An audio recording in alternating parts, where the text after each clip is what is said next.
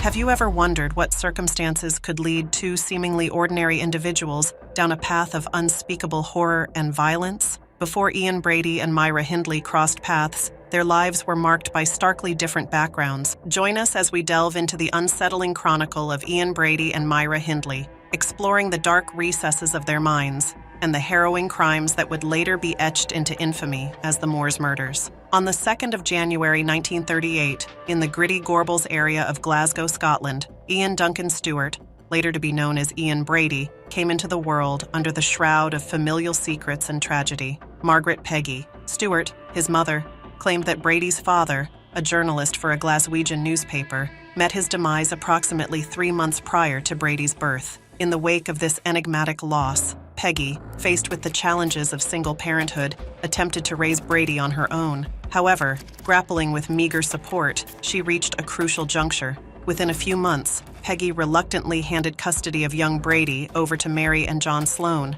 a couple already nurturing 4 biological children. Brady, now adopting the Sloan surname, became an integral part of their family dynamics. Despite this transition, Peggy intermittently visited Brady throughout his early years until the Sloans' relocation to an overspill estate in Pollock when Brady was around 9 years old. Around this juncture, disturbing reports surfaced, alleging that Brady had initiated a pattern of cruelty towards animals, a pattern he vehemently denied later in life. The accounts suggested that at the tender age of 10, Brady boasted about committing his first act of animal cruelty by killing a cat. Subsequent reports detailed even more chilling activities, including burning another cat alive, stoning multiple felines, and decapitating rabbits. Despite these unsettling signs, Brady continued his education at Shawlands Academy, where, rather than improving, his behavior took a darker turn. His actions eventually led him to juvenile court, facing charges related to housebreaking, indicating a penchant for trespassing into buildings without committing additional crimes. At the age of 15,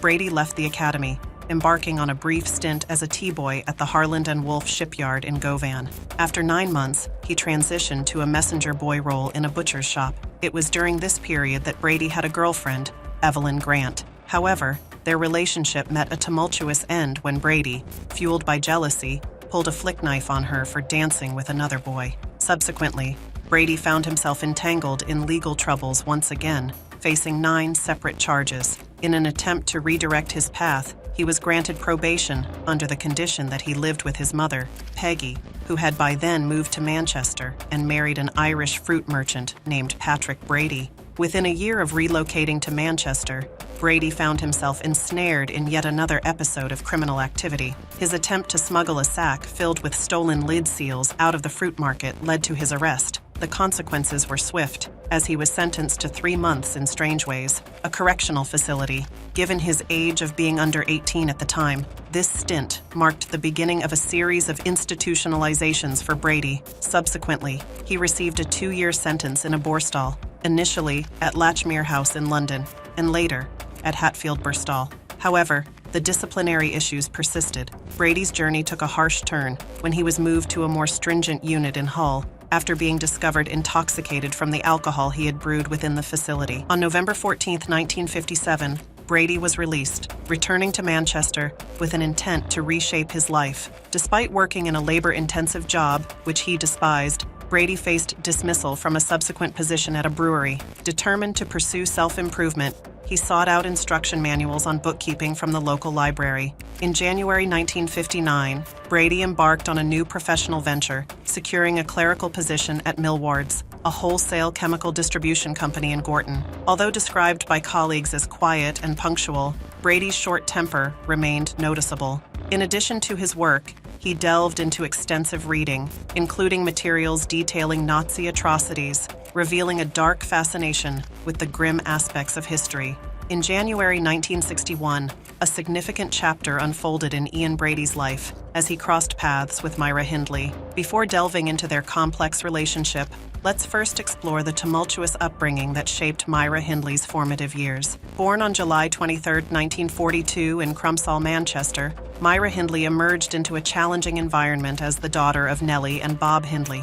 The family resided in Gorton, a working-class area of Manchester characterized by Victorian slum housing. Their living conditions were far from ideal, with Hindley's single bed cramped beside her parents' double bed, epitomizing the overcrowded nature of their dwelling. The family's challenges exacerbated when Myra Hindley entered the world in August 1946. The cramped living conditions led to a poignant separation, with Myra relocated to her grandmother's residence to alleviate the strain on space. Bob Hindley, a World War II veteran grappling with the haunting aftermath of his service, contributed to the difficulties within the Hindley household. An abusive alcoholic, he not only struggled with personal demons, but also imparted a troubling legacy onto his daughter. Despite teaching Myra how to defend herself, Bob's guidance leaned towards encouraging retaliation rather than fostering a more measured approach to self-defense. This turbulent dynamic set the stage for Myra Hindley's tumultuous journey, setting the backdrop for the disturbing events that would unfold later in her life. At the tender age of 8,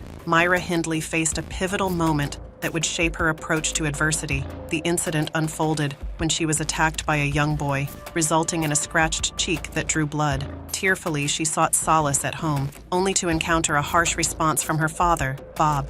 Rather than offering comfort, Bob's directive was clear: retaliate or face the prospect of being leathered. Determined not to succumb to victimhood, Myra confronted her assailant. Fueled by a resolute spirit, she unleashed a barrage of punches upon the boy until he crumpled to the ground. In her written reflections, Myra chronicled this encounter as her first victory. The term leather, a regional slang expression denoting severe beatings, underscored the harsh environment in which Myra navigated her formative years. This early triumph, rooted in physical confrontation, foreshadowed the unsettling path that Myra Hindley would tread in her future interactions with the world. The tragic event in June 1957 left an indelible mark on Myra Hindley's conscience. Michael Higgins, a 13-year-old close friend, had extended an invitation for a swimming excursion at a local disused reservoir. Regrettably, Hindley had prior commitments with other friends and declined the offer. Tragically, Michael drowned in the reservoir,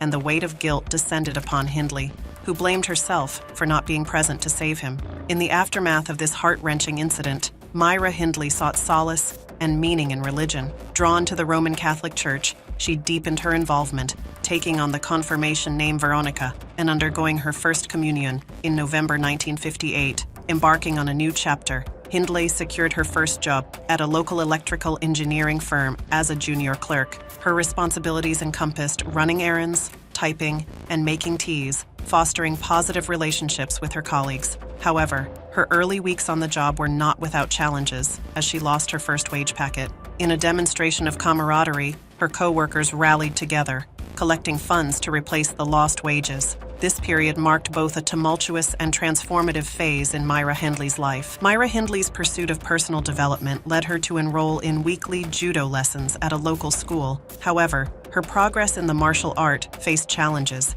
as she struggled to find training partners due to her reputation for being slow at releasing her grips. At the age of 17, Hindley experienced a brief engagement following a hastily arranged courtship. However, she swiftly called off the engagement after a few months, citing the young man's perceived immaturity and his inability to provide the life she envisioned. In the aftermath of this romantic dissolution, Hindley sought stability in her professional life, securing a position at Bratby and Hinchliffe, an engineering company in Gorton. Despite her initial enthusiasm, her tenure at the company was cut short as she faced dismissal after just 6 months, attributed to issues of absenteeism. This period marked a turbulent phase for Hindley, with shifting relationships and career challenges shaping her trajectory in unforeseen ways. In January 1961, Myra Hindley embarked on a new chapter of her life as a typist at Millward's, where her world would soon become entangled with the enigmatic Ian Brady. Despite learning of Brady's criminal history,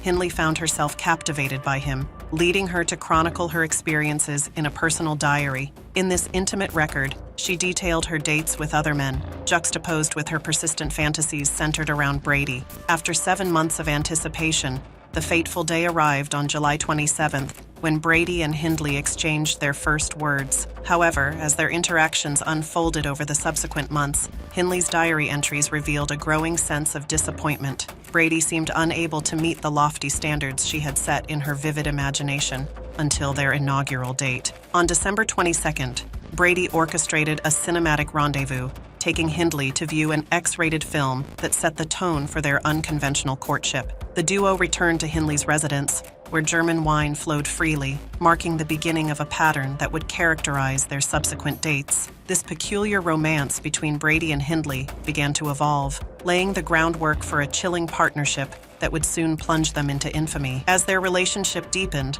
Brady became a literary guide for Hindley, introducing her to a disturbing world through carefully chosen reading materials. During their lunch breaks, the pair immersed themselves in these dark narratives, some recounting the horrors of Nazi atrocities. Hindley, influenced by these readings, began to transform herself, striving for what she perceived as the ideal Aryan perfection. She adopted a new appearance, bleached blonde hair, thick red lipstick, and provocative attire for the era. In a revealing letter to a childhood friend, Hindley expressed her conflicting emotions about Brady. She detailed instances where he drugged her, exposing the darker facets of their connection, yet paradoxically confessed her intense obsession with him. A few months later, she implored her friend to destroy the original letter, perhaps a testament to the tumultuous nature of her feelings. Despite Hindley lacking a driver's license, she routinely hired a van, steering it through the streets with Brady by her side as they plotted ambitious bank robberies. However, these grandiose schemes never materialized beyond the realm of plans, foreshadowing a more sinister turn in the couple's shared aspirations.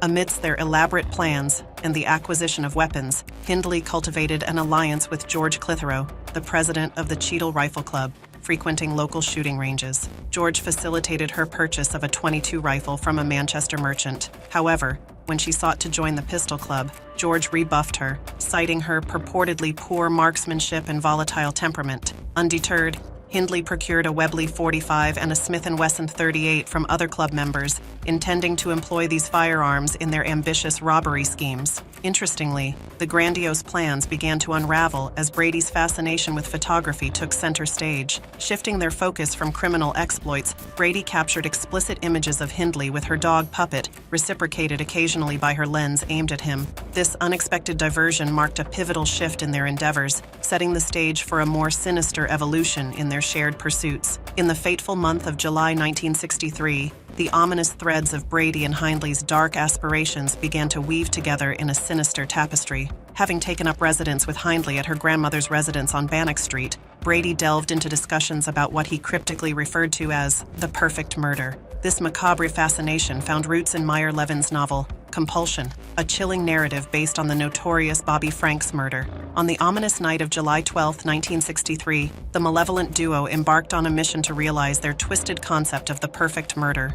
Instructing Hindley to navigate a borrowed van through the shadowed streets, Brady trailed closely on his bike. Their modus operandi was simple. Brady would signal with his headlight when he identified a suitable victim for Hindley to approach on her bicycle. Their first chosen victim materialized along the dimly lit expanse of Gorton Lane. However, a chilling recognition gave Hindley pause. The little girl in their sights was none other than her mother's 8-year-old neighbor. Gripped by a harrowing dilemma, Hindley continued to drive, convinced that the disappearance of an 8-year-old would inevitably attract a level of attention they sought to avoid. This ominous choice marked the inception of a descent into the abyss of their malevolent designs. As the malevolent journey unfolded on the dimly lit streets, Brady's ominous signal pierced the night once more, a harbinger of the malevolent pact they sought to fulfill. This time, Hindley heeded the chilling cue. At approximately 7:30 p.m. on Froxmore Street, their sinister plan set in motion. 16-year-old Pauline Reed, unsuspecting and on her way to a school dance, became the unwitting prey.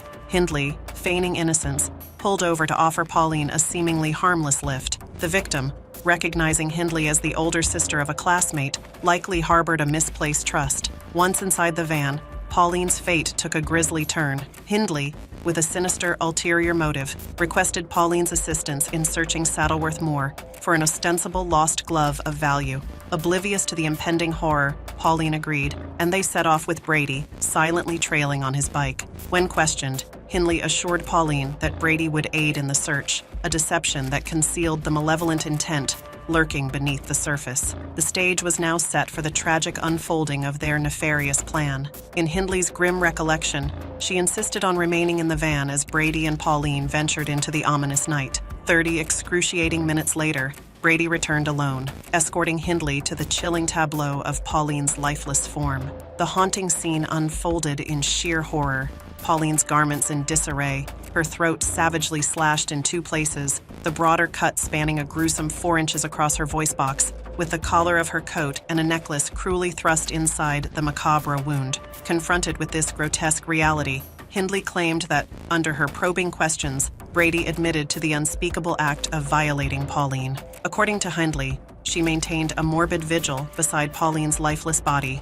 while Brady retrieved a concealed spade from a location they had scouted on a prior visit. Allegedly, she retreated to the van as Brady callously interred Pauline in the desolate moor. Brady's retelling of the nightmarish incident scarcely differed. In his bone-chilling narrative, Hindley not only witnessed the assault, but actively participated in the sexual brutality inflicted upon Pauline. The boundaries between perpetrator and accomplice blurred in the darkness of that night, setting the stage for even more abhorrent horrors to unfold. The disappearance of Pauline Reed left investigators grappling in the shadows of uncertainty. With no discernible leads and the cloak of silence shrouding the tragic event, the police found themselves adrift in a sea of mysteries. Pauline's vanishing act remained unseen, escaping the gaze of any witness who could have unraveled the enigma. In their relentless pursuit of answers, detectives turned their attention to those who might have shared the orbit of Pauline's life. 15-year-old David Smith, a former partner or perhaps an ex-boyfriend,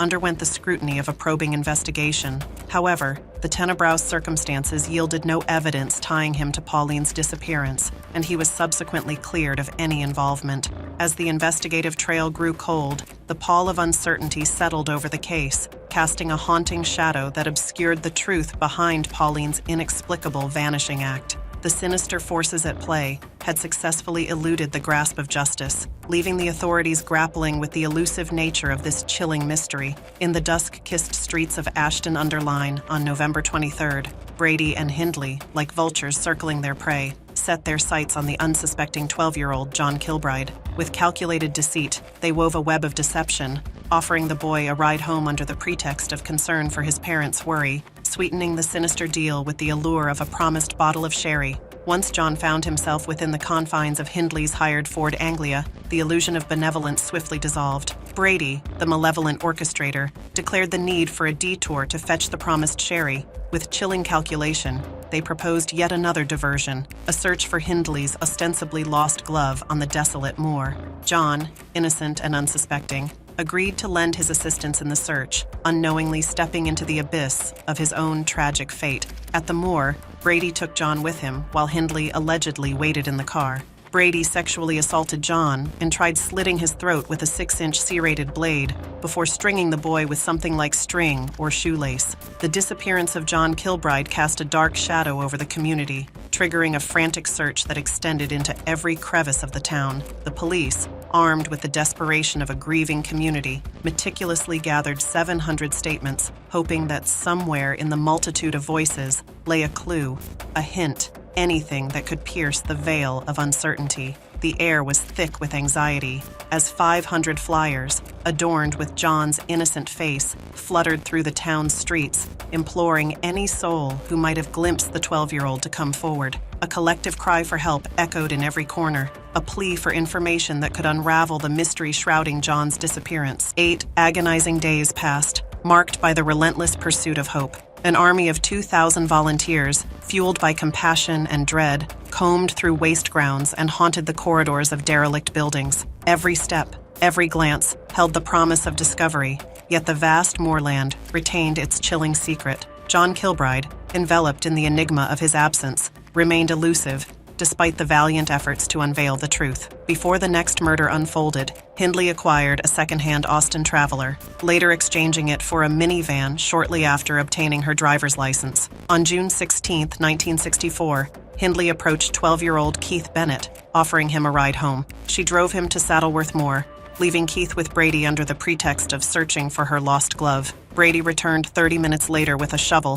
claiming to have sexually assaulted and strangled Keith. Keith's stepfather, Jimmy Johnson, initially became the prime suspect, enduring multiple rounds of questioning over the 2 years of Keith's disappearance. The exhaustive search yielded no clues, and the case remained unsolved. Hindley's sister, Maureen, hastily married David Smith on August 15, 1964, with none of their relatives in attendance. Hindley disapproved of the marriage, viewing David negatively due to his criminal record. Despite their differences, Brady and David formed an unusual camaraderie during a 4-day trip to Windermere, initiating a series of outings that fueled Hindley's jealousy. In 1964, they were rehoused in Hattersley as part of post-war slum clearances. Close proximity to neighbors like Patricia Hodges prevented harm to Patricia, an 11-year-old girl who accompanied the couple to Saddleworth Moor for peat collection. On December 26, 1964, Hindley left her grandmother stranded and, with Brady, sought a new victim at a fun fair. 10-year-old Leslie Ann Downey became their prey. Abducted, undressed, photographed, raped, and killed, Leslie's body was later buried on Saddleworth Moor. October 6, 1965, witnessed the brutal murder of 17-year-old Edward Evans. Hindley drove Brady to find a victim, and Edward was lured to their home, where he faced a gruesome death. David Smith, called by Brady, witnessed the horrific scene and alerted the police, leading to the arrest of Brady and Hindley on October 11th. A search of their home uncovered an exercise book with John Kilbride's name, linking them to his disappearance. Subsequent investigations revealed incriminating evidence in left luggage at Manchester Central Railway Station, connecting them to Leslie Downey's murder. Both entered not guilty pleas, but after a 14-day trial, Brady was sentenced to life imprisonment for the murders of Edward Evans, Leslie Downey, and John Kilbride. Hindley received 2 life sentences for Leslie and Edward's murders, plus a 7-year term for harboring Brady. Further searches with David Smith's assistance led to the discovery of Patricia Reed's body on July 1, 1987. The years brought justice, closure, and the recovery of victims' bodies. Pauline Reed, John Kilbride, Keith Bennett, Leslie Downey, and Edward Evans found their resting places, their tragic stories etched into history. The Moors murders, a chilling saga of Ian Brady and Myra Hindley, serve as a stark reminder of humanity's dark depths. As justice prevails and victims find peace, let their story caution us against the fragility of innocence and the need for perpetual vigilance in the face of malevolence. May their memory inspire a commitment to justice and the preservation of the lives tragically taken. Thank you very much for your attention. If you liked the video, please like, comment, and subscribe to the channel. If you have ideas for other exciting cases that you would like to see, please comment or send an email to crimesabroad@outlook.com.